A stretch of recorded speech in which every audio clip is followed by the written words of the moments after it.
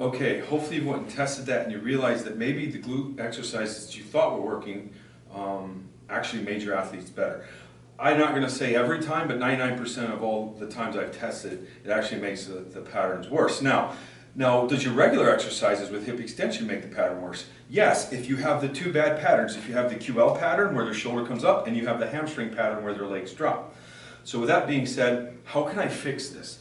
Well, the best way that I found to fix it is that you do the RPR points for the glutes, and that fixes the problem. So even if you still want to do the glute exercises, the band walks, which in my opinion are a waste of time if you have the correct pattern because you already are there, you don't need to activate your glutes, then you can, but make sure you do RPR before, okay?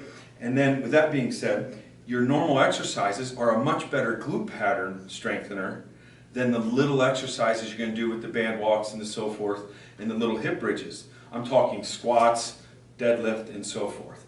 So now another thing that I've been preaching for years to make sure that you get this glute pattern right, and look, 20 years ago I got lucky on this. I didn't know the true effects of it, but if you have somebody, for example, that has a bad hamstring pattern, so when you push down they drop, a way you can fix it is you have them come up, and just like on the exercises I recommend, they squeeze their toe, and then you retest, the pattern's fixed. It's the same with the QL. So if they lift up, and when you push down, their shoulder comes off the ground, but next time you have them squeeze their toe, and you push down, the pattern's fixed. So this has to do with Babinski reflex. So what I'm saying is I've always recommended my athletes from bench press to lat pull to extension, any type of extension, squats, on the way up during the extension to squeeze their toe into the ground.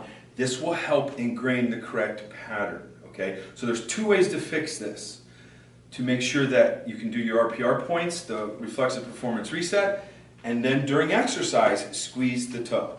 So people ask me, yes, you can do all the glute extension or all the glute activation exercises if you're squeezing your toes. It does help.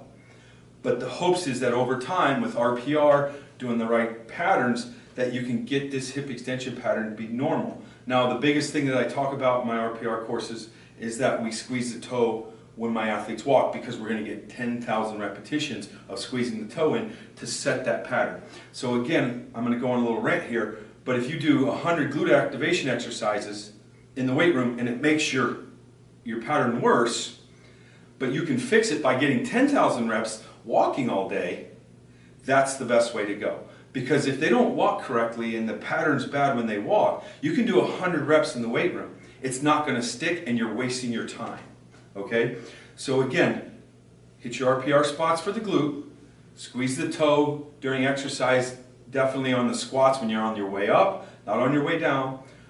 Any extension exercises, lat pull down, bench press, we're going to squeeze our toes, squeeze our glutes when we go to reverse the bar to move the bar faster. And I'll link other YouTube videos when I talk about this. I didn't go into great detail, as I think I have one video that's a 20-minute video that you can see on my YouTube channel. I'll link that below. But also, any questions, don't email me hate mail, I ask you, but you can feel free to email me. Thank you.